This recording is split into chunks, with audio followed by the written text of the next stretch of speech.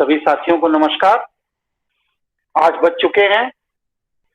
हम लोग आज दूसरे चरण की बैठक कर रहे हैं। प्रथम चरण पर किसी का कोई प्रश्न, कोई जिज्ञासा हो, कुछ जानना चाहते हो तो चर्चा कर ले संक्षेप में, फिर हम लोग अगले चरण पे चर्चा शुरू करते हैं। गुरुजी प्रणाम। आवाज बहुत धीमे आ रही। गुरुजी प्रणाम। हाँ, अब सही आई। ठीक है, बताइए। गुरुजी, मेरा एक सवाल है कि जैसे तुलसीदास जी ने रामायण को लेकर पूरी जो कथा बनाई, जबकि वो कृष्ण भक्त थे, तो उन्होंने रामायण काल को ही क्यों चुना? उन्होंने कृष्ण के काल को क्यों नहीं चुना? क्योंकि दोनों ने विस्तार तो अपने वैष्णव सभ्यता का ही किया था, पर राम का काल ही क्यों चुना उन्होंने? रावण का जो काल था, एक जो मतलब राम का काल कह सकते हैं। मैं समझ गया, बस समझ जी। राम का काल चुनने की वजह यह थी कि कृष्ण के समय में जो युद्ध हुआ वो पारिवारिक युद्ध था। राम के समय में जो युद्ध हुआ वो दो संस्कृतियों के मध्य का युद्ध था।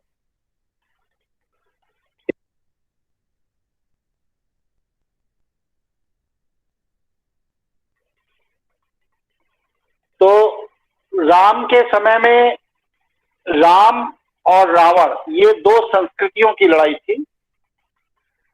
जिस समय तुलसीदास जी हुए उस समय जो सबसे सशक्त शासक था वो था अकबर, और उसने दीन इलाही करके एक धर्म की स्थापना की थी, जिसके द्वारा वह सभी लोगों को अपने विचारधारा में समेटना चाहता था। जबकि सनातन धर्म से उसके दीन इलाही धर्म में एकदम विपरीत विरोधाभास था। वहां पर दो संस्कृतियों का संघर्ष था। एक संस्कृति का पक्षधर थे गोस्वामी तुलसीदास जी, और दूसरी संस्कृति के सशक्त शासक थे अकबर। इस वजह से राम और रावण, जो दो संस्कृतियों का युद्ध था, वह ज्यादा सापेक्ष था। अकबर और तुलसीदास सनातन संस्कृति और दीन इलाही के युद्ध की। कृष्ण काल को इसलिए नहीं चुना क्योंकि वहां पर दो संस्कृतियों की लड़ाई नहीं थी, बल्कि एक ही परिवार में दो पक्षों की लड़ाई थी। इसलिए वो ज्यादा सापेक्ष नहीं था। इसलिए उन्होंने राम रावण के युद्ध को आदर्श माना इस संघर्ष को पूर्ण करने के लिए। और कोई प्रश्न? और कोई प्रश्न? गुरुजी प्रणाम। बताइए भैया। शिवम बोल रहा हूँ गुरुजी। गुरुजी, कई दिन से मेरा एक प्रश्न था कौरव और पांडव पर। गुरुजी, आप कहते हैं कौरव शैव परंपरा को मानने वाले थे और जो है पांडव जो है वो वैष्णव परंपरा से थे। ठीक है। लेकिन जो दृश्य दिखाया जाता है कि जैसे कौरवों ने मिलके, दुशासन ने मिलके जो किया उनकी पत्नी के साथ, पांडवों की पत्नी के साथ, क्या किया था? मतलब जो चीर हरण हमें दिखाया जाता है, गलत दिखाया जाता है। ऐसी कोई घटना नहीं। धन्यवाद गुरुजी। और कोई प्रश्न, कोई जिज्ञासा? प्रणाम गुरुजी। अरे दीपाली जी, कल कहाँ थी आप? आपका बड़ा इंतजार करते रहे। जी गुरुजी, वो थोड़ा काम आ गया था घर का। चलो, वीडियो कल का देख लिया था? जी जी, हाँ जी। तो मेरे भी कुछ सवाल है। ये कहते हैं विभीषण और राजा बलि, हनुमान जी, ये सब मतलब 6-7 लोग हैं जो अभी अमर हैं, ये सच है क्या? भाई, मेरी भेंट अभी किसी से नहीं हुई है। मैं भी लिखा पढ़ा ही देखता सुनता रहता हूँ। साक्षात रूप से अभी मैं किसी से नहीं मिला हूँ, इसलिए कोई बात मैं गारंटी से नहीं करता। और हनुमान जी के लिए कहते हैं वो वानर थे, जबकि कुछ लोग कहते हैं वो वानर नहीं थे, वो कोई वानर जाति के लोग होते थे, वन वन में रहने नर। वाले। हाँ, वन नर से वानर बना है। वन नर जैसे आजकल आदिवासी होते हैं जो कि जंगलों में समाज की व्यवस्था से दूर रहते हैं, उसी तरह हनुमान जी जिस संस्कृति को बिलोंग करते थे, उनके पिता अंजनी जी और उनका जो क्षेत्र था कपि क्षेत्र, कपि माने बंदर, क्षेत्र माने जिस क्षेत्र में बंदर बहुत मात्रा में हो। बंदर कहाँ ज्यादा होते हैं? जहां पे बंदरों को खाने पीने की सुविधा ज्यादा होती है। जैसे कि आप मथुरा जाइए, वहां पर लोग प्रसाद खाते हैं, बंदरों को खिलाते हैं। अयोध्या जाइए, वहां पर प्रसाद खाते हैं, बंदरों को खिलाते हैं। चित्रकूट जाइए, वहां पर प्रसाद खाते हैं, बंदरों को खिलाते हैं। तो जहां पर बंदरों को खाने पीने की सुविधा हो जाती है, वहां पर बंदर बहुतेरी मात्रा में बहुतायत हो जाते हैं। इसीलिए देखिए, जितने धर्म स्थल है इनमें प्रायः बंदर पर्याप्त मात्रा में मिलते हैं। कारण क्या है कि मंदिरों के आसपास लोग धार्मिक भावनाओं के कारण लोगों को प्रसाद खाते भी हैं और इसके बाद बंदरों आदि को खिलाते रहते हैं। तो वो जो क्षेत्र है कपि क्षेत्र, कपि क्षेत्र में फलों के निर्यात का काम होता था। पूरी दुनिया में फ्रूट सप्लाई का काम होता था। ये फ्रूट सप्लाई के जो सबसे बड़े व्यवसायी थे वो बलि थे। तो बाली जी जो फ्रूट सप्लाई के सबसे बड़े राजा थे, तो उन्होंने बड़े बड़े फलों के बगीचे लगा रखे थे। तो उन फलों के बगीचों में बंदर अपने फल खाने के लिए निवास करते थे। इसलिए उस पूरे के पूरे क्षेत्र को कपि क्षेत्र कहा गया। और हनुमान जी उसी क्षेत्र में एक परिवार में रहा करते थे, और वो भी व्यवसायी परिवार था, व्यापारी परिवार था। इस तरह से हनुमान जी वन नर थे, मतलब जंगल में रहने वाले लोग, बंदर नहीं थे। ऐसी कोई कहीं पे घटना नहीं आती कि हनुमान जी, मतलब गोस्वामी तुलसीदास जी को किनारे कर दीजिए, ये तो व्यर्थ ही लिखते रहते हैं कि बंदर थे, उनकी पूंछ थी, ये था वो था, इस तरह का कहीं कुछ नहीं आता। दूसरा, इसको एक स्टेप और आगे लेते हैं। क्या आजकल के युग में ऐसा संभव है कि कोई व्यक्ति, मनुष्य अपनी बेटी की शादी किसी बंदर से कर दे? यदि आज हम लोग इतना विकसित और संभ्रांत होने के बाद इस तरह के मूर्खतापूर्ण कृत्य को नहीं करेंगे, तो ये कैसे कल्पना की जा सकती है कि अहल्या, जो कि गौतम ऋषि की पत्नी, गौतम ऋषि मनुष्य थे, अहल्या जी मनुष्य थी, और इनकी जो बेटी है अंजनी, वो भी मनुष्य थी। तो अंजनी जी का विवाह बंदर से कर दिया जाए और उससे हनुमान जी का जन्म हो जाए, प्रैक्टिकली ऐसा संभव नहीं है। गोस्वामी तुलसीदास जी ने जब रामलीला की शुरुआत की 80 घाट बनारस से,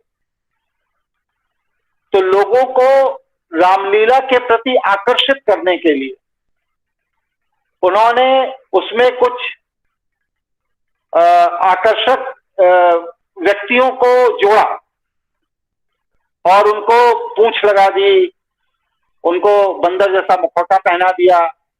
उससे ये भ्रांति होने लगी कि हनुमान जी वगैरह पूंछ रखते थे, इस तरह की बात थी। तो ये वन नर थे, जंगलों में रहने वाले मनुष्य थे, जो पूरी दुनिया में व्यापार व्यवसाय करते थे, अति विकसित थे।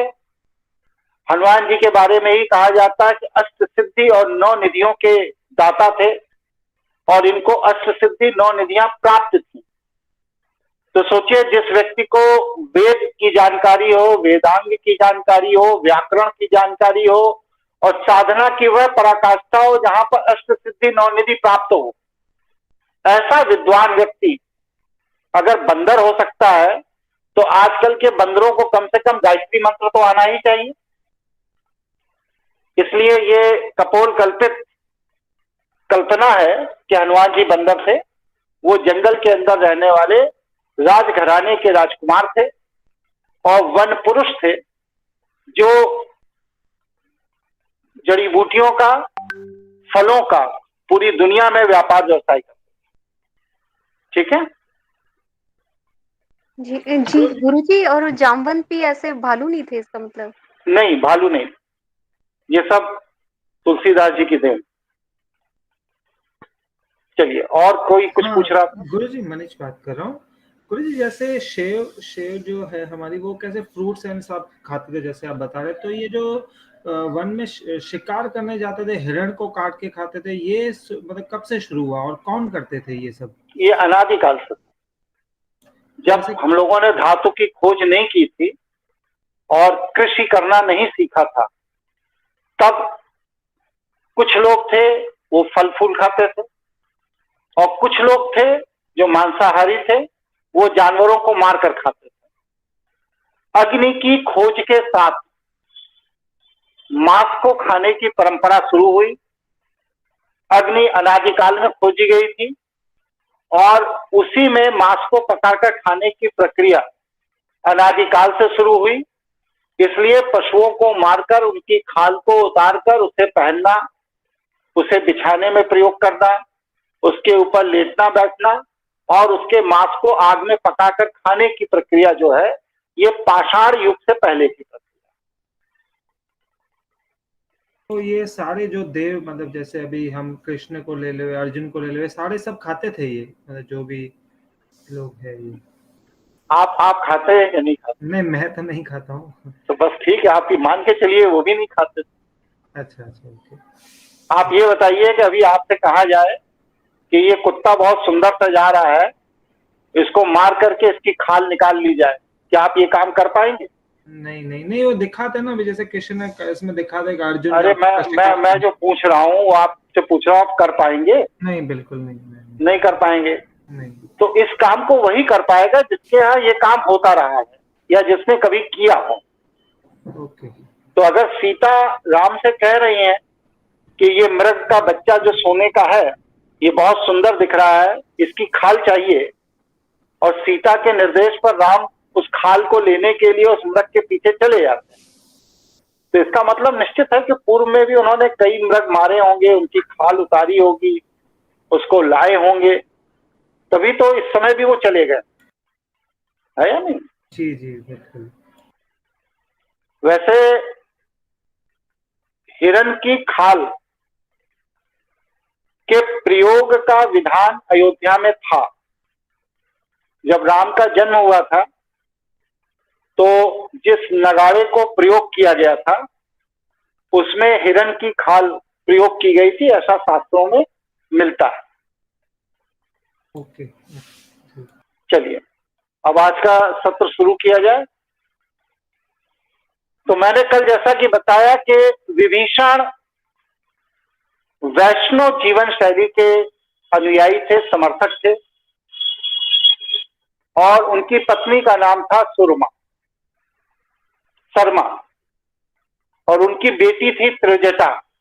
ये त्रिजटा वही लड़की थी जिसको कि सीता जी की सेवा में रावण ने लगाया था, क्योंकि ये राजकुमारी थी और सीता जी भी एक राजघराने से थी। इसलिए राजघराने की महिलाओं को किस किस तरह की सुविधाओं की आवश्यकता होती है, ये एक राजकुमारी ही सबसे बेहतर समझ सकती है। रावण के अपनी कोई बेटी नहीं थी, इसलिए उन्होंने विभीषण की बेटी त्रिजटा को सीता जी की सेवा के लिए लगाया। कुंभकर्ण ये भूमध्य रेखा पर अपने प्रयोगशाला में रहते थे, कुमारी कंदम में। इनकी दो पत्नियां थी, ब्रजज्वाला और कर्कटी। ये दोनों ही पत्नियां राजघराने की थीं, जिनसे कुंभकर्ण को 4 पुत्र प्राप्त हुए। कुंभ, निकुंभ, भीम और मूलकासुर। ये जो भीम हैं कुंभकर्ण के बेटे, इन्होंने ही भगवान शिव को प्रसन्न करने के लिए भीमा शंकर ज्योतिर्लिंग की स्थापना की। मेघनाथ जो कि रावण के बेटे थे, सबसे ज्यादा पराक्रमी, मेधावी और साहसी योद्धा थे। इनकी पत्नी थी सुलोचना, और लक्ष्मण द्वारा छल पूर्वक पूजा करते समय धोखा देकर जब मेघनाथ की हत्या कर दी गई, तब सुलोचना ने मेघनाथ के शव के साथ सती कर्तव्य का पालन किया था। इसका मतलब ब्राह्मण परंपरा में विधवा महिला ज्वाला मतलब सती प्रथा का अनुपालन करती है, तो सुलोचना ने अपने पति के शव के साथ सती कर्म का निर्वहन किया था। इसी तरह महर्षि अगस्त, जो कि रावण के पिताजी के छोटे भाई, मतलब विष्णुवा जो रावण के पिता थे, उनके ये छोटे भाई थे। पुलत्स ऋषि की 2 संतानें हुई, एक विष्णुवा और दूसरे अगस्त। इस तरह से अगस्त ऋषि जो है वह रावण के चाचा थे, और इन्होंने विश्वामित्र के साथ मिलकर इंद्र के फंड और फाइनेंस पर रावण के हत्या के षड्यंत्र में पूरा योगदान दिया। क्यों दिया, उसका कारण भी समझ लीजिए। बाली, जो कि रावण का साला था, मत करो डिस्टर्ब हो रहा, रावण का साला था, उस बाली के व्यापार व्यवसाय पूरे के पूरे यूरोप क्षेत्र में थे, और विदर्भ जो कि महाराष्ट्र का क्षेत्र है, वहां के जो राजा थे उनका भी अपने राज्य का व्यापार व्यवसाय यूरोप के क्षेत्र में था। तो बाली और विदर्भ के राजा ये दोनों आपस में व्यावसायिक प्रतिद्वंदी थे।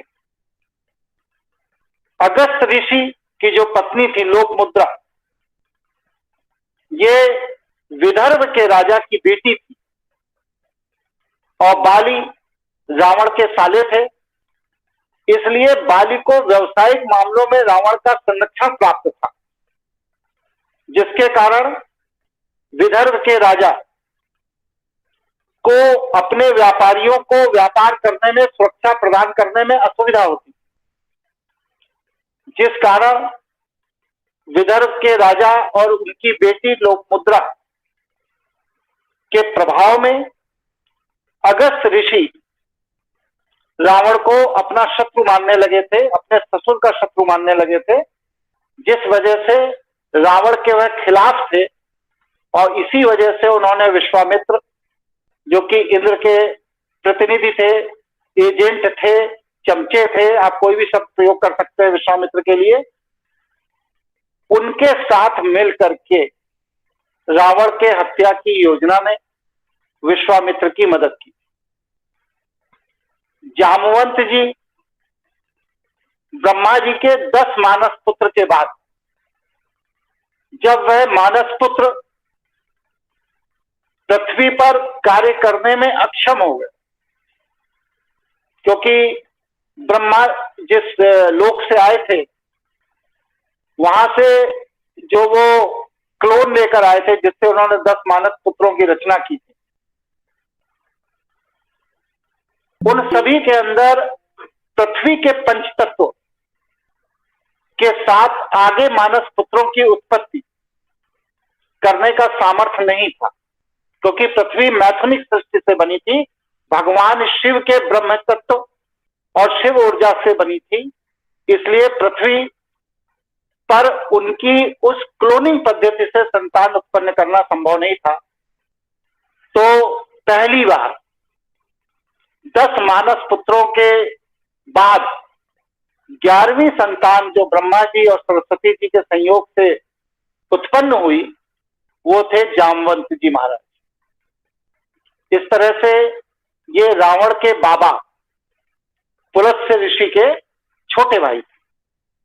इसीलिए जब रामेश्वरम में शिवलिंग के स्थापना की बात हुई और भगवान शिव के पूजन के लिए आचार्य की तलाश शुरू हुई, तो ये पता लगा कि रावण से श्रेष्ठ आचार्य इस पृथ्वी पर कोई नहीं है। तो रावण को मनाने के लिए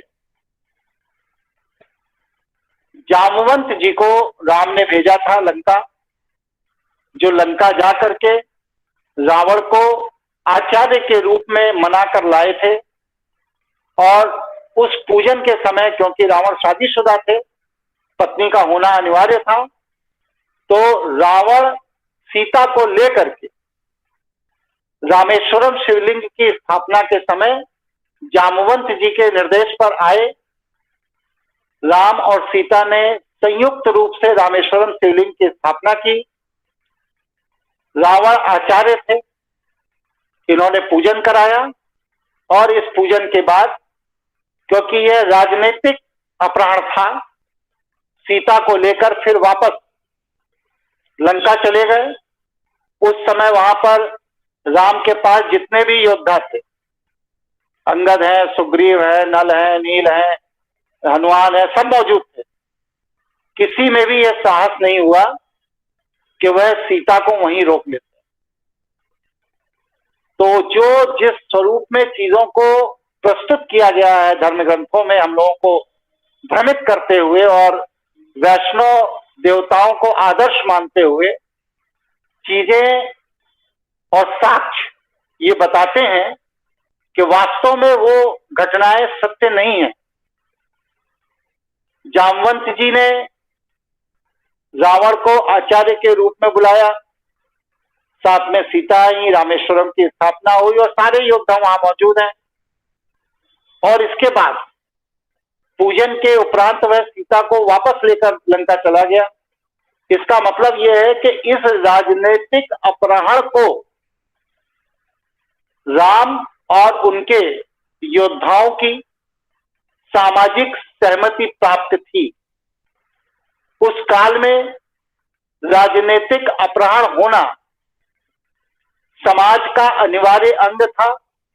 जैसे इंद्र, जो देवराज कहे जाते हैं, उन्होंने मंदोदरी की मां हेमा का अपहरण कर लिया था।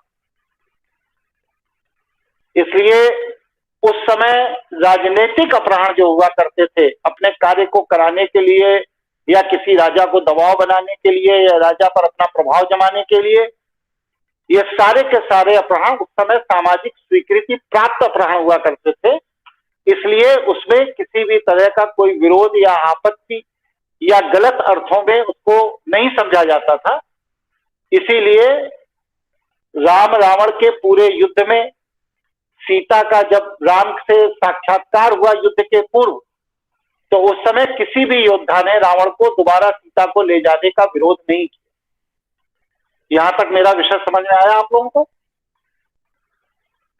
जी गुरुजी। कोई प्रश्न? हाँ, कोई प्रश्न, कोई जिज्ञासा किसी के मन में?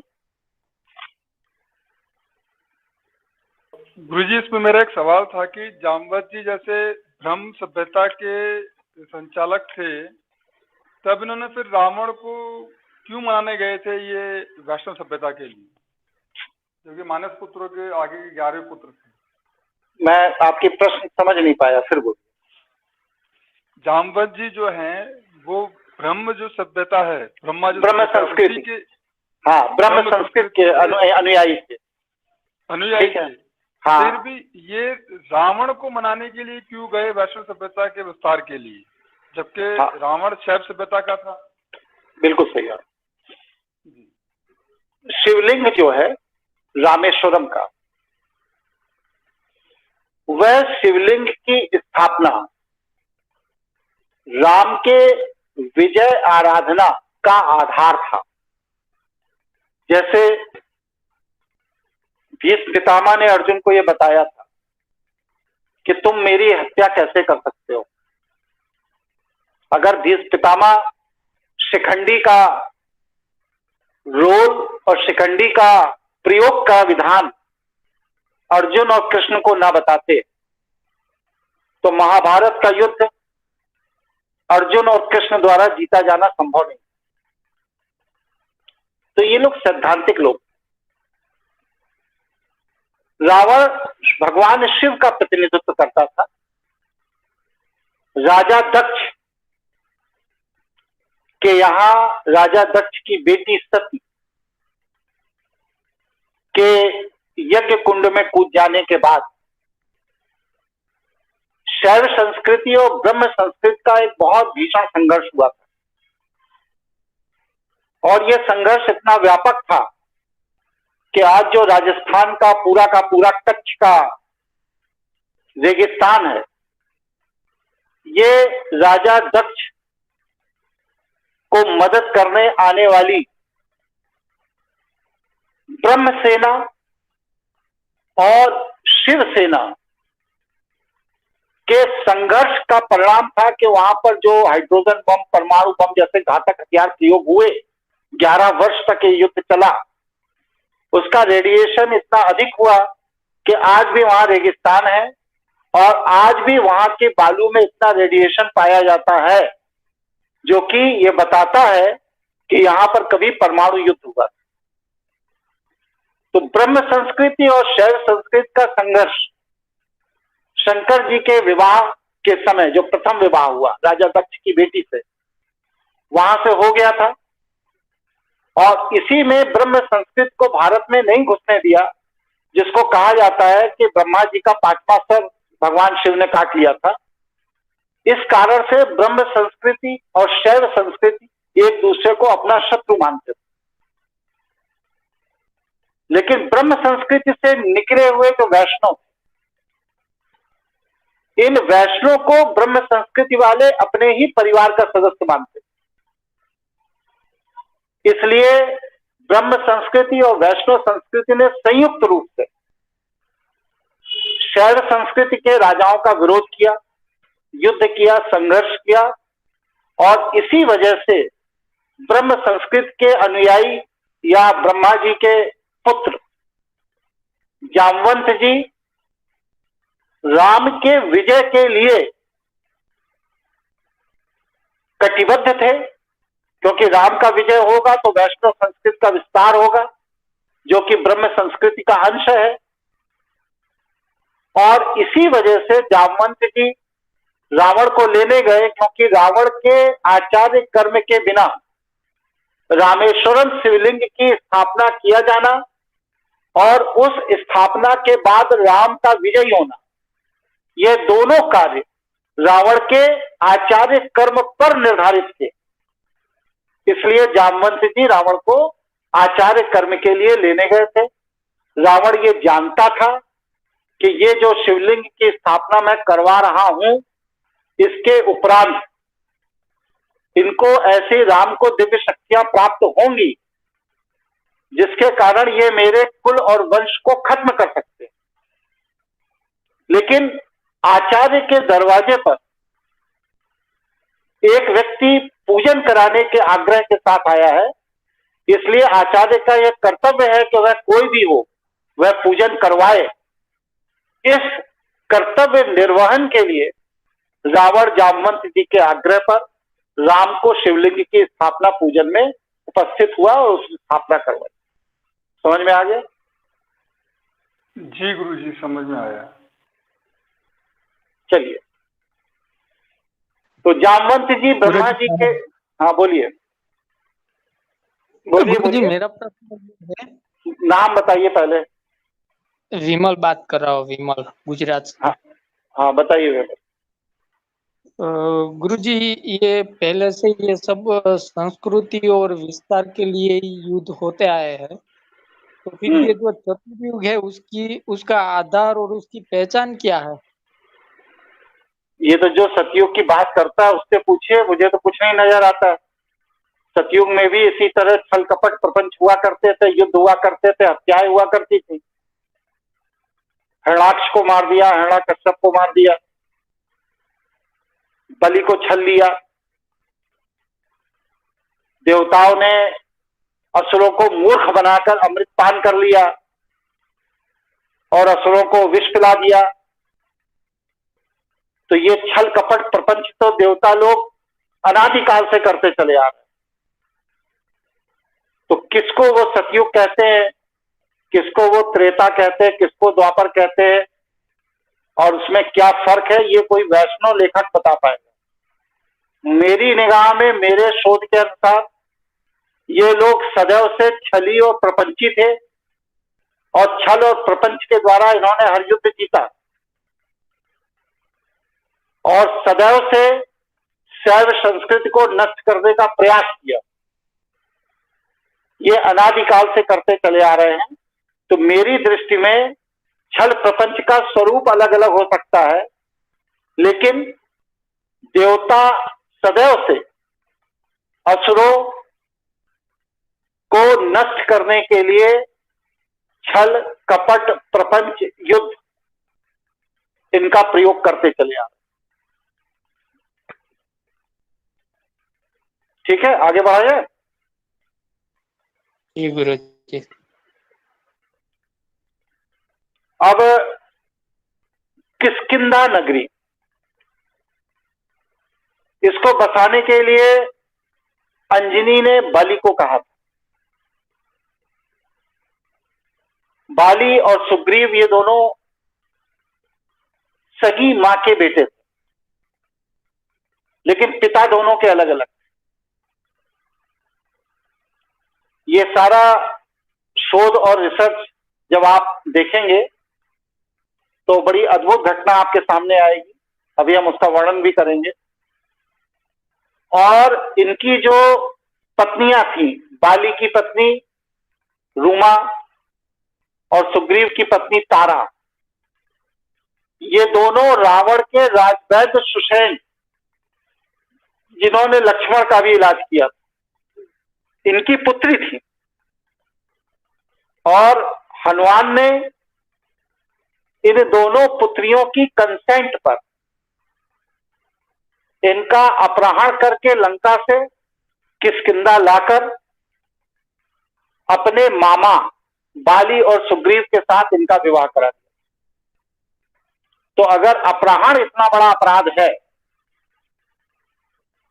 तो तारा और रूमा का अपहरण हनुमान ने किया था, वह भी अपराध में होना चाहिए।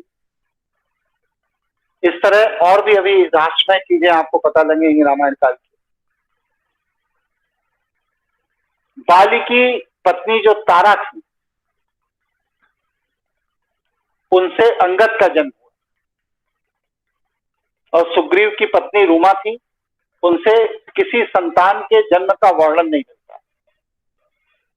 बाली और सुग्रीव, इनकी एक बहन थी, सगी बहन नहीं थी लेकिन मुंह बोली बहन थी, श्री प्रभा। उसका विवाह बाली ने रावण जैसे सशक्त शासक के साथ संबंध बनाए रखने के लिए रावण के साथ किया था। इस तरह से बाली और सुग्रीव रावण के साले साहब।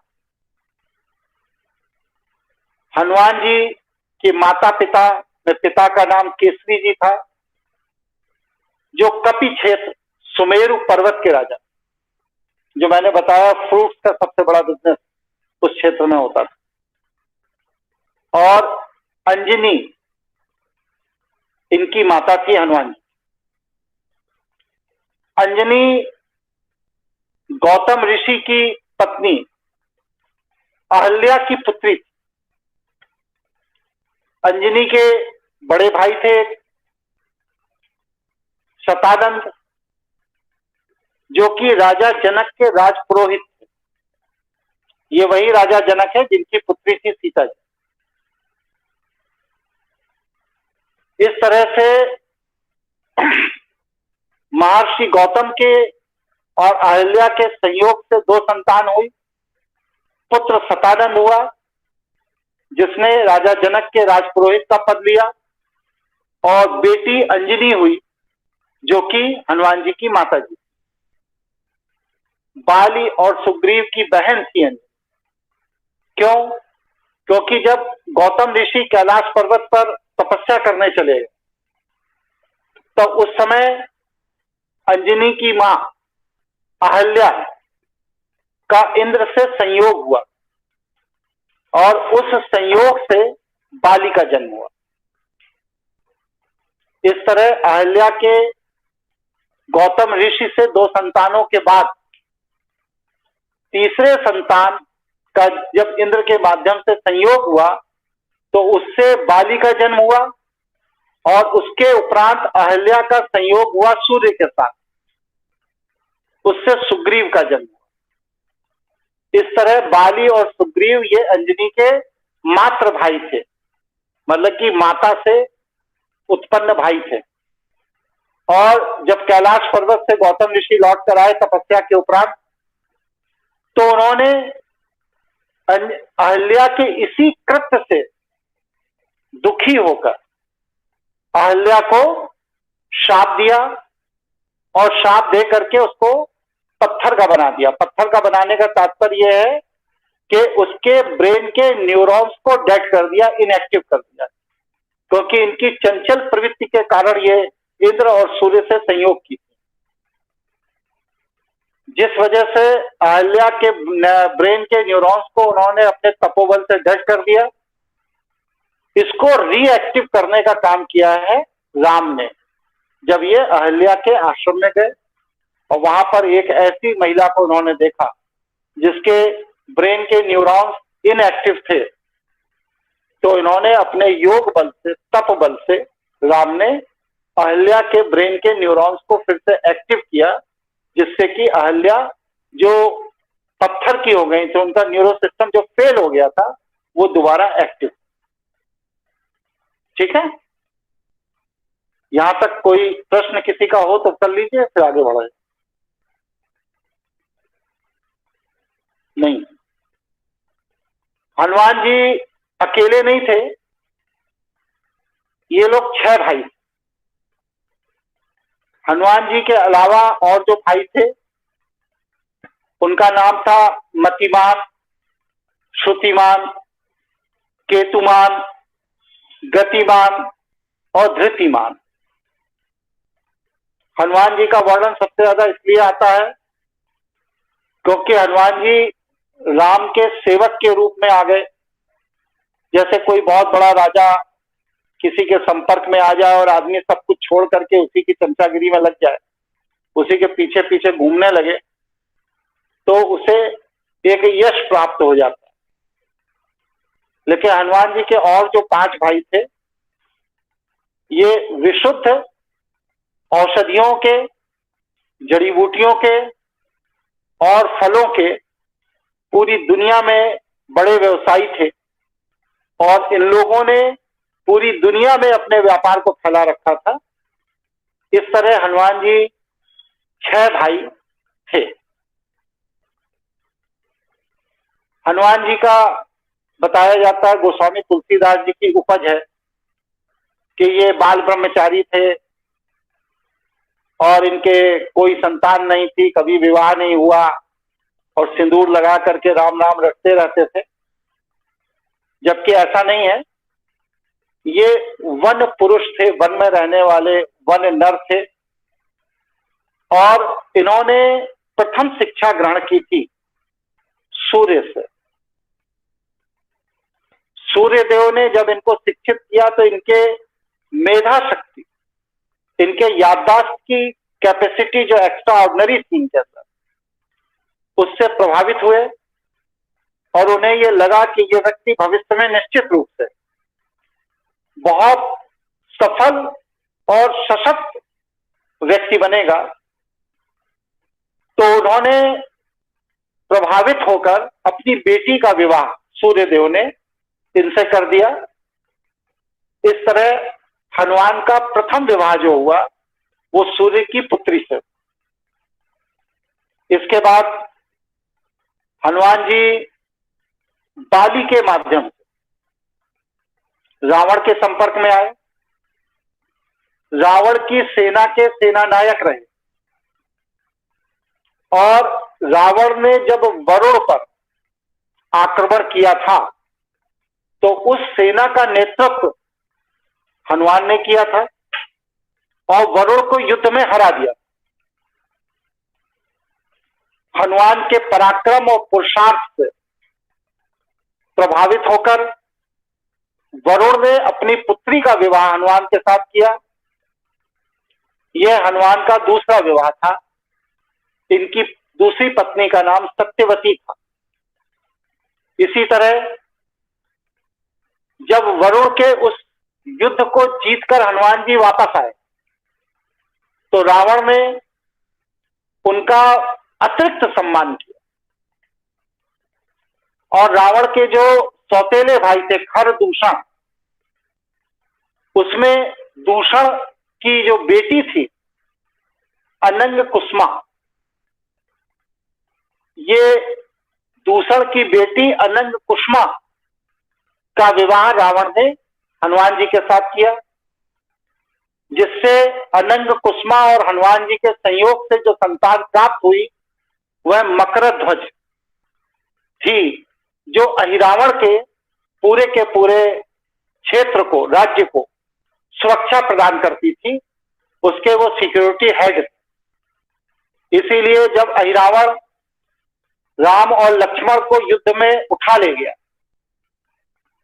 और अपने पातालपुरी में ले जाकर उनको छिपा दिया जिससे कि युद्ध समाप्त हो जाए, तो उस स्थिति में हनुमान जी उनको खोजते खोजते ढूंढते ढूंढते जब वहां पहुंचे, तो वहां पहुंचने पर वो डिस्टर्ब कर रहा, भाई हेलो हेलो सुनिए, वो डिस्टर्ब कर रहा है, यहां दिख रहा है ना, डिस्टर्ब कर रहा है। तो वहां जब पहुंचे तो वहां पर राम और लक्ष्मण को उन्होंने पाताल लोक में पाया, और जब हनुमान जी उनको लेकर के मूर्छित अवस्था में वहां से चलने लगे, तब उस स्थिति में उनको वहां के सिक्योरिटी हेड मकरध्वज ने रोका। मकरध्वज का हनुमान के साथ युद्ध हुआ और पराक्रम से प्रभावित होकर हनुमान ने पूछा कि तुम किसके पुत्र हो, तो उसने बताया मैं हनुमान का पुत्र हूं। तब हनुमान जी ने कहा कि मैं ही तुम्हारा पिता हूं। इस तरह पिता पुत्र का संयोग पहली बार पातालपुरी में राम लक्ष्मण के अपहरण के समय हुआ था। यहां तक कोई जिज्ञासा, कोई प्रश्न हो तो बताइए, फिर आगे बढ़ाइए। प्रणाम गुरुजी। जैसे ये इसमें दिखा रखा है हनुमान जी ने सूर्यदेव से शिक्षा ग्रहण करी, तो मतलब वो ये भी थोड़ा कंफ्यूजिंग है कि वो ये मतलब सूर्यदेव वो सूर्यदेव नहीं है जो चमकते हैं तो दिन हो जाता है और रात हो जाती है। ऐसा है कि जैसे लोग अपने बेटे का नाम राम रख देते हैं, कृष्ण रख देते हैं, उसी तरह अरब सागर के आसपास एक राज्य हुआ करता, तो वहां पर जो राज्य हुआ करता था उसमें वेदों में जिन देवताओं का जिक्र है, उन वेदों के देवताओं के नाम पर राजाओं के नाम रखे जाते थे। उनमें एक राजा सूर्य थे। ये वही सूर्य थे जो इंद्र के परम मित्र थे, विशुद्ध वैष्णव थे, और इन्होंने उस पूरे के पूरे क्षेत्र पर अपना अधिकार जमा रखा था। ये जो अंतरिक्ष में सूर्य है, उस सूर्य से इनको भ्रमित मत कीजिए, ठीक है जी, धन्यवाद।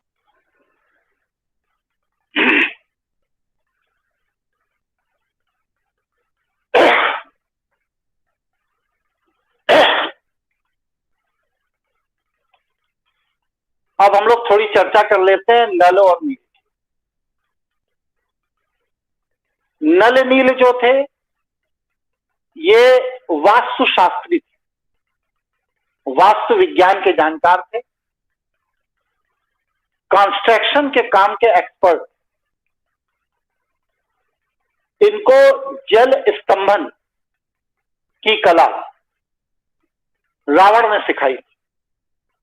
मतलब कि नल नील जल स्तंभन ज्ञान विज्ञान के लिए रावण के शिष्य थे, और अंगद जो कि रावण के साले बाली, क्योंकि श्री प्रभा ब्याही थी इसलिए ये साले थे, उस बाली के पुत्र थे।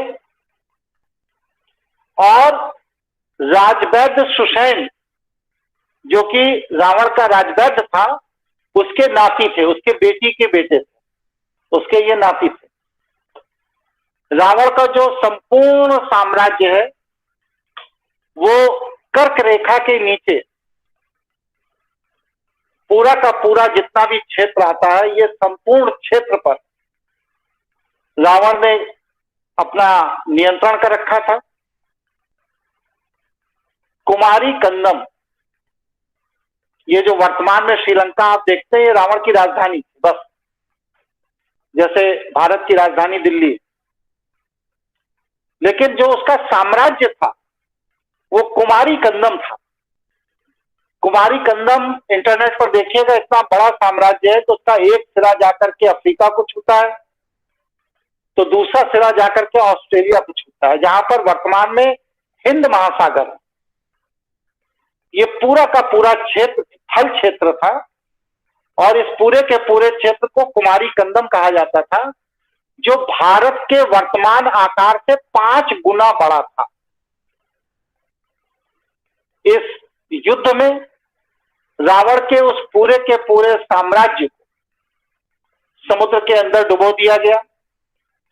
आप इंटरनेट पर भी सर्च करिएगा और प्रमाण भी है कि हजारों वीडियो, हजारों फोटो आज भी समुद्र के अंदर डूबे हुए रावण के साम्राज्य कुमारी कंदम के पाए जाते हैं। तो इस तरह कुमारी कंदम रावण का साम्राज्य था। इसके अलावा कर्क रेखा के नीचे के राज्यों को रावण ने अपने पुरुषार्थ से जीता था। सुंबा, बाली द्वीप, अंग द्वीप, मलय द्वीप, वरह द्वीप। ये वरह कौन है? जिन्होंने हिरण्याक्ष का वध किया था, वह वरह द्वीप, शंख द्वीप, कुश द्वीप, इस तरह बहुत बड़े क्षेत्र को, जितना भी कर्क रेखा के नीचे पृथ्वी का हिस्सा आता है, इस पूरे के पूरे हिस्से को उन्होंने अपने पुरुषार्थ से जीत लिया था। आज की स्थिति में, आज के परिप्रेक्ष्य में अगर देखा जाए तो वर्तमान नक्शे में जो इंडोनेशिया है, मलेशिया है, वर्मा है, ऑस्ट्रेलिया है, अफ्रीका है, दक्षिण भारत है, ये सारा का सारा क्षेत्र रावण के अधीन था। रावण इसका राजा। इनका मुख्यालय जो है वो लंका था। और लंका क्यों बनाया, इसका भी कारण है, क्योंकि देवताओं ने अपने पूरे के पूरे धन कोष को रखने के लिए लंका को एक मजबूत राजधानी के रूप में डेवलप किया, जिसमें रावण का सौतेला भाई कुबेर रहा करता। तो रावण ने कुबेर को वहां से हटा दिया और हटा देने के बाद उस लंका के पूरे क्षेत्र, जो कि एक सशक्त सुदृढ़ किले के रूप में अति सुविधाओं के साथ विकसित किया गया था, उसको छीन लिया। और इस तरह वहां पर सारी सुख सुविधाएं, तकनीक सब उपलब्ध थी। इस वजह से उसने लंका को राजधानी बनाने का निर्णय लिया। अंतरिक्ष के जितने भी विज्ञान आज हम लोग देखते हैं,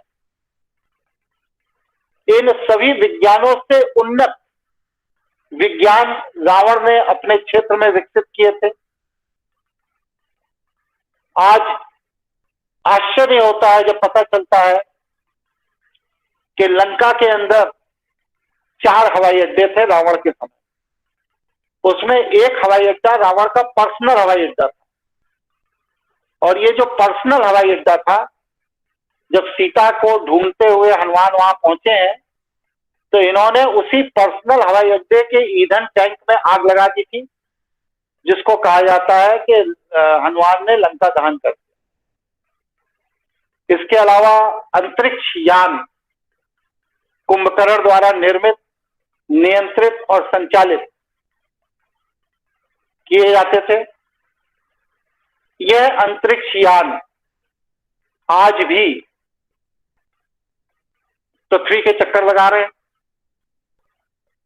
इस अंतरिक्ष यान को डिकोड करने का फार्मूला हिटलर के वैज्ञानिकों को शांगला घाटी, तिब्बत से मिला था। और हिटलर जब युद्ध में हार गया, तब वह वैज्ञानिक जो इसको डिकोड किए थे जर्मन के, उनको अमेरिका अपने साथ उठाकर ले गया और उनको नासा के वैज्ञानिकों को प्रशिक्षित करने में लगाया। और आज आपको जानकर ताज्जुब होगा कि कुंभकर्ण का सैटेलाइट आज नासा के द्वारा डिकोड किया जाता है। इसीलिए सेकेंड वर्ल्ड वॉर के बाद ही उड़न तस्तरियों का पृथ्वी की तरफ आना जाना बढ़ा, क्योंकि जब डिकोडिंग की गई तो उस डिकोडिंग में जो सिग्नल थे एलियंस को भेजने वाले, वो सारे सिग्नल उसी सैटेलाइट से भेजे गए जो सैटेलाइट कुंभकर्ण ने छोड़ी थी। क्यों उसने बनाया था? इसको बनाने के पीछे वजह यह थी कि कुंभकर्ण अपने ग्रैंडफादर ब्रह्मा जी को बहुत मानता था, और ब्रह्मा जी दूसरे ग्रह से आए थे, तो कुंभकर्ण की ये इच्छा थी कि हम उस ग्रह के लोगों के साथ संपर्क स्थापित करें, संवाद स्थापित करें। इसलिए ब्रह्मा जी के दिए गए सूत्रों के आधार पर उसने पहला सैटेलाइट लॉन्च किया था, जो कि उस ब्रह्म संस्कृति को, जहां से यह संस्कृति आई थी, वहां पर रहने वाले निवासियों से संपर्क करती थी, जिसे आज हम लोग एलियंस कहते हैं। इसके अलावा पूरी पृथ्वी पर मौसम परिवर्तन और युद्ध नीति के लिए रावण के समय में सैटेलाइट प्रक्षेपण किया गया था, जैसे आजकल किया जा रहा है। एयरपोर्ट हुआ करते थे, रडार हुआ करते थे, और वर्तमान में जिसे हम लोग वायरलेस सेट कहते हैं, उसको उस समय साहित्य में मक्खी कहा गया। मक्खी दूर से देखने की दूरबीन जिसे हम लोग कहते हैं, वो दूरबीनें थी। डिजिटल दूरबीन जिसे हम लोग कहते हैं दूरदर्शन, टीवी, उस तरह के यंत्र थे। मोबाइल फोन थे, समुद्री जलपोत थे जिन पर सामान लाद करके दूसरे देशों के साथ व्यापार धंधा किया जाता था। दिव्य रथ थे जो अलग अलग प्रयोजनों से अलग अलग कार्यों के लिए बनाए गए थे। परमाणु बम थे, जल बम थे, अंतरिक्ष बम। ये जो जल बम है जिसका हम वर्णन कर रहे हैं, ये जल बम के प्रतिस्पर्धा में ब्रह्म संस्कृत के लोगों ने राम को एक हथियार दिया था, ब्रह्म हथियार, ब्रह्मास्त्र जिसे आप कहते हैं। ब्रह्मास्त्र क्या है? ब्रह्म हथियार क्या है? ब्रह्म हथियार एक निश्चित क्षेत्र के अंदर ब्लैक होल क्रिएट करता है, और वो जब ब्लैक होल क्रिएट करता है तो जो पृथ्वी की पंचतत्वीय जमीन है, ये श्रिंक करके उसके अंदर घुस जाती है। जैसे 1 तोला पारा अगर 1 किलो सोने के पास रख दिया जाए, तो 1 तोला पारा 1 किलो सोने को श्रिंक करके अपने अंदर घुसेड़ लेता है। पूरे के पूरे सोने को वो पी जाएगा, क्योंकि सोने के लिए वह पारा ब्लैक होल है, ब्लैक बिंदु है। ठीक इसी तरह पृथ्वी जो पंचतत्व है, इसमें ब्रह्मास्त्र जो है वो जिस ऊर्जा को क्रिएट करता है, जहां अभी हमारा साइंस नहीं पहुंचा, वो साइंस वहां पर ब्लैक होल क्रिएट करता है फिक्स रेडिएशन में, क्षेत्र में। तो कुमारी कंदम जो है, जो इतना बड़ा साम्राज्य था कि भारत से भी 4-5 गुना बड़ा था, ऑस्ट्रेलिया तक था, इधर अफ्रीका तक था, इस पूरे के पूरे क्षेत्र को समुद्र में डुबोने के लिए जिस अस्त्र का प्रयोग किया गया, जिस ब्रह्मास्त्र का प्रयोग किया गया, उसने क्या किया? उसने पृथ्वी पर गिर करके ब्लैक होल क्रिएट कर दिया और पूरा का पूरा वह द्वीप श्रिंक कर गया और श्रिंक करके एक बड़े भूकंप के साथ जल के नीचे चला। ये ब्रह्मास्त्र के युद्ध की नीति जो कि ब्रह्म संस्कृति के पास थी बस, और किसी के पास नहीं। आज भी कहा जाता है, साइंटिस्टों का मन है, मंतव्य है कि अगर एलियंस पृथ्वी पर आ गए, जिसको बुलाने के लिए चीन भी लगा हुआ है, अमेरिका भी लगा हुआ है, और उनका अगर हिंदुस्तान मतलब की पृथ्वी के निवासियों के साथ संघर्ष हो गया, तो उनके पास जो शस्त्र हैं वो इतने डेवलप हैं कि वह उन शस्त्रों का प्रयोग करके पृथ्वी को श्रिंक कर देंगे। और कहां तक श्रिंक करेंगे? एक मूंगफली के दाने के बराबर तक श्रिंक कर सकते हैं। ये टेक्नोलॉजी है उनके पास। इसलिए ये ब्लैक होल बेस्ड जो टेक्नोलॉजी है, जो ब्रह्मांड का सार है, ब्रह्मांड का आधार है, इसीलिए उसको ब्रह्मास्त्र कहा गया, जो ब्रह्मांडीय ऊर्जा से चलता है। तो ये टेक्नोलॉजी उस समय थी। लड़ाकू विमान थे, समुद्री बेड़े थे, प्रक्षेपास्त्र थे, बड़ी बड़ी आयुध फैक्ट्रियां थी, रथ, इनविजिबल गाड़ियां थी, इनविजिबल टैंक थे, और ब्रह्मांड की गोचर गणित और एलियन से संपर्क करने के लिए बड़ी बड़ी वेधशालाएं। तो ये सारा का सारा अति विकसित, अति उन्नत जो विज्ञान था उस समय का, जो वर्तमान में आज हमारी कल्पना के परे है, ये इतना ज्यादा विकसित और उन्नत था कि उस विज्ञान की मदद से ये लोग पूरी दुनिया में अपना शासन चलाते। आज तो कोई अमेरिका में शासन चला रहा है, तो कोई चीन में चला रहा है, तो कोई रूस में चला रहा है, तो कोई ऑस्ट्रेलिया में चला रहा है। समग्र शासन चलाने की जो अवधारणा है, कल्पना है विश्व सत्ता की, वो अवधारणा, वो कल्पना बस सिर्फ अभी एक ख्याली पुलाव है। होगा भी कि नहीं कोई नहीं जानता, लेकिन ये लोग उस अवधारणा को व्यवहारिक रूप से प्रयोग करते थे। इसलिए ये कहना एकदम गलत है कि वो लोग अविकसित थे, अवैज्ञानिक थे, उनकी दृष्टि सीमित थी और हम लोग बड़ा विकसित हो गए। हम लोग उनके सामने कहीं भी खड़े नहीं होते, उनके विज्ञान के सामने कहीं भी खड़े नहीं होते। 9 बज चुका है, 1 घंटे का प्रवचन मैं दे चुका हूं। कोई जिज्ञासा, कोई प्रश्न हो तो रख लें, जिससे कि 10-5 मिनट उस प्रश्न के उत्तर में भी लगेगा, फिर आगे का क्रम आगे चलाया जाए। बताइए।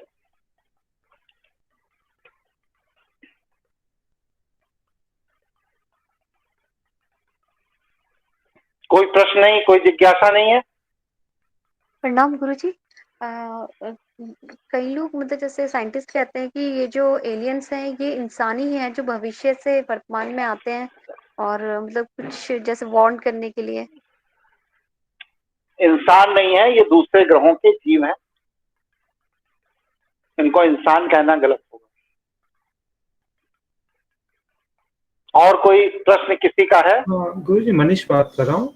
जैसे आपने कहा कि जो ब्लैक होल है वो ब्रह्मास्त्र है और ब्रह्म उनके हाथ में, तो ये शिव के हाथ में भी तो होगा ना, मतलब ऐसा कुछ?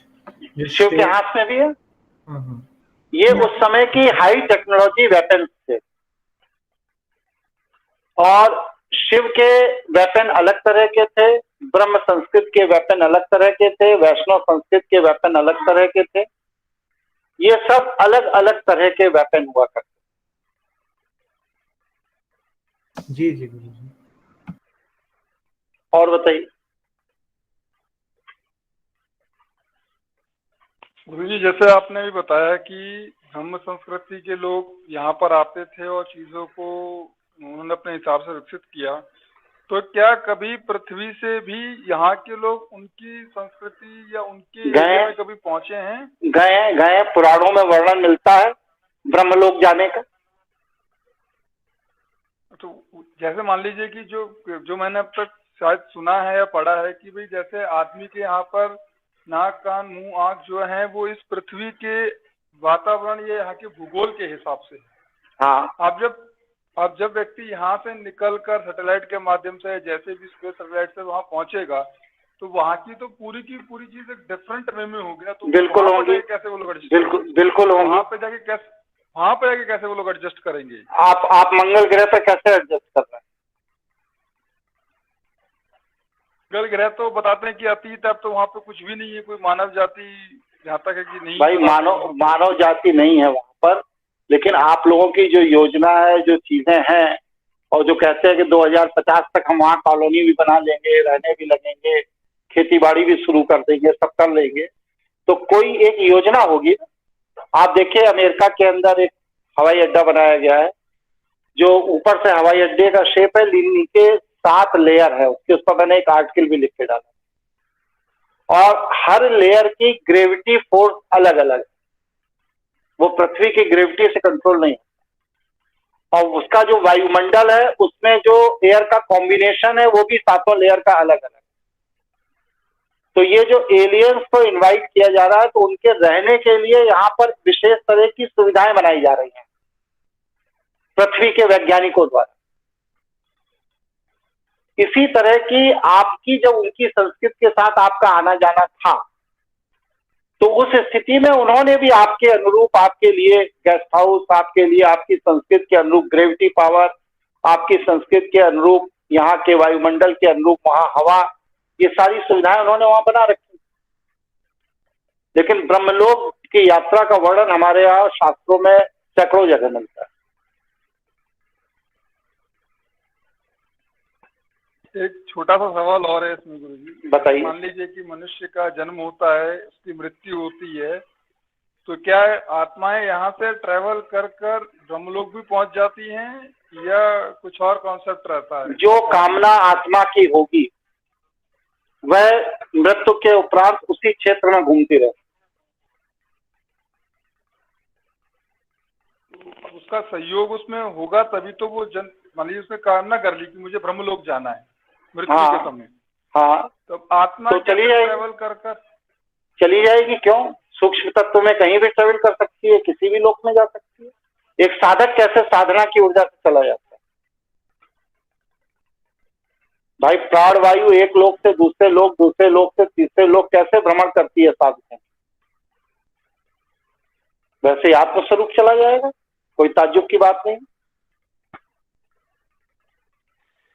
जी गुरु जी, ठीक है। गुरु जी, जैसे ये अमेरिका ये सब कर रहा है, जैसे आज जैसे आप बता रहे कि 7 लेयर के सब बना रहे, तो ये सब मतलब कहीं बुक्स लिखे हुए वहां से कॉपी हो रहा है, या मतलब उनका खुद का तो इतना दिमाग नहीं होगा मेरे हिसाब से वो सब। मैंने अभी आप लोगों को बताया था कि एडोल्फ हिटलर ने वेपन को आधुनिक बनाने के लिए जो टेक्नोलॉजी ली थी, क्योंकि उस समय तक फर्स्ट वर्ल्ड वॉर तक बस सिर्फ बारूद का इस्तेमाल होता था, बंदूकें थी, तोपें थी बस। लेकिन एडोल्फ हिटलर ने कहा कि बंदूक और तोप तो अमेरिका और यूरोप के पास हमसे ज्यादा है, तो हम लड़ेंगे कैसे? तो हमें इनसे उन्नत टेक्नोलॉजी चाहिए। तो उस उन्नत टेक्नोलॉजी के लिए तिब्बत में सांगला घाटी के निकट जो संत थे, उनसे जर्मन के वैज्ञानिकों ने संपर्क किया। इस पर मेरे कई आर्टिकल मेरी वेबसाइट पर पड़े हुए,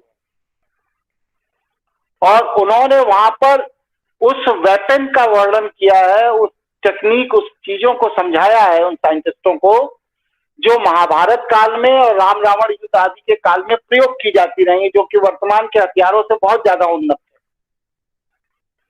उनको आज के आधुनिक फार्मूले में डेवलप करने के लिए उसने एक पूरी की पूरी समिति बना रखी थी। वो समिति उन हथियारों को विकसित करती थी,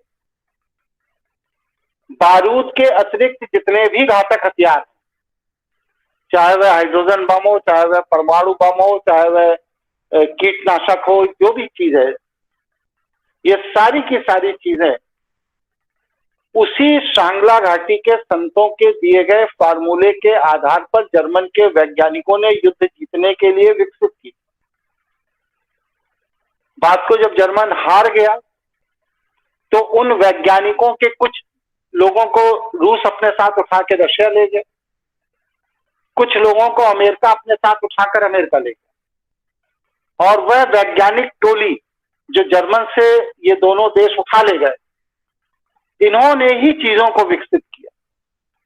ये जो इंटरनेट है, ये जो आप जितनी भी टेक्नोलॉजी आज देख रहे हैं, जितने भी अस्त्र शस्त्र की टेक्नोलॉजी देख रहे हैं, जितने भी सूचना संवाद की टेक्नोलॉजी देख रहे हैं, ये सारी की सारी टेक्नोलॉजी जर्मन के साइंटिस्टों के द्वारा इन देशों ने अपने यहां विकसित करवाई। अगर ये युद्ध 3 महीने और टल जाता तो एडोल्फ हिटलर ने परमाणु बम बना चुका, और जो परमाणु वैज्ञानिकों को उठाकर ले जाकर अमेरिका ने परमाणु बम बनाकर हिरोशिमा नागासाकी पर फेंका, अगर ये 3 महीने का समय हिटलर को और मिल जाता तो हिटलर पूरे के पूरे ब्रिटेन को परमाणु हथियारों से रोन देता। अमेरिका का नामो निशान आज धरती पर नहीं होता, लेकिन ऐसा नहीं हुआ,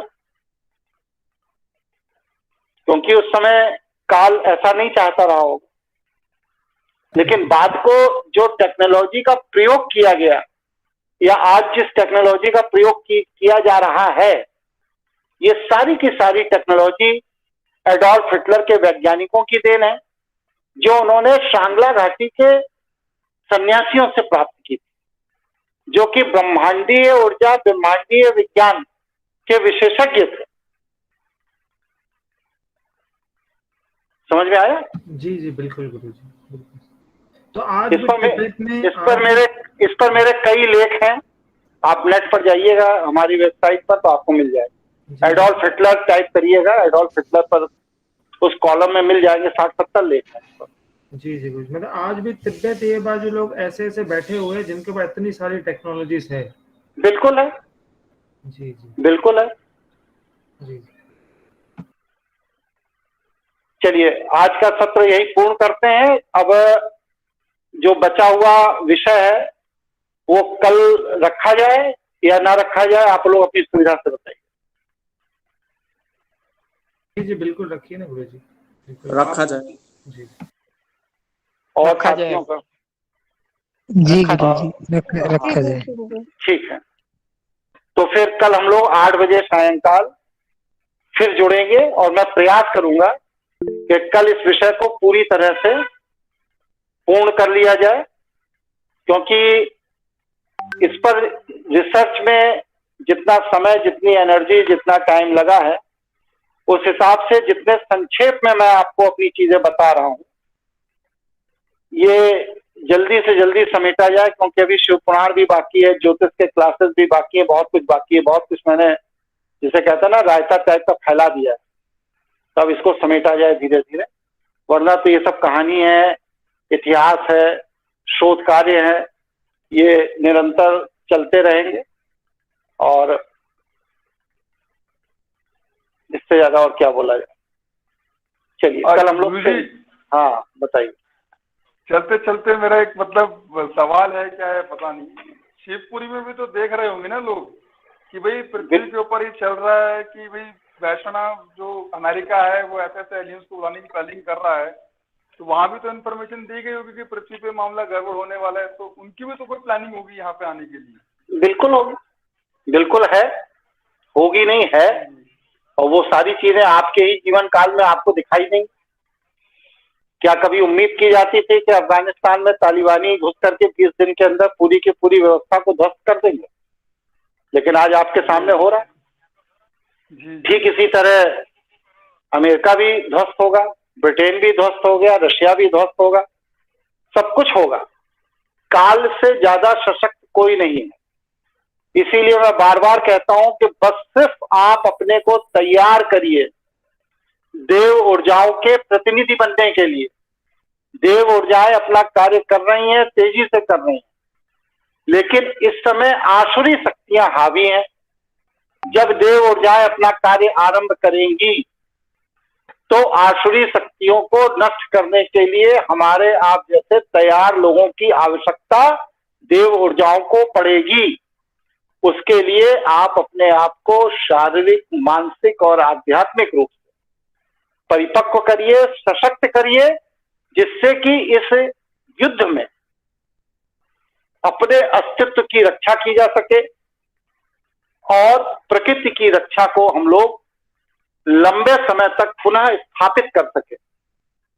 इस इच्छा और कामना से ये मैं जो भी अपना प्रवचन देता हूं, अपना समय निकाल करके अपने व्यस्त दौर से, ये बस सिर्फ इसलिए देता हूं कि आप लोग मानसिक रूप से तैयार होइए कि हमें देव ऊर्जाओं के साथ जो कार्य करना है उसके लिए आपके पास इतिहास का, अध्यात्म का और तंत्र का सही समझ होगी, तभी आप देव ऊर्जाओं के साथ काम कर पाएंगे, अन्यथा नहीं कर पाएंगे। तो आप में सही समझ विकसित हो, इसलिए मैं अपने जीवन के इस पूरे के पूरे शोध, पूरे के पूरे तप, पूरे के पूरे कार्य को आप लोगों के समक्ष रखा। ठीक है जी गुरु जी, बिल्कुल। हाँ, सभी साथियों को नमस्कार। कल फिर मिलते हैं। आज प्रणाम गुरु।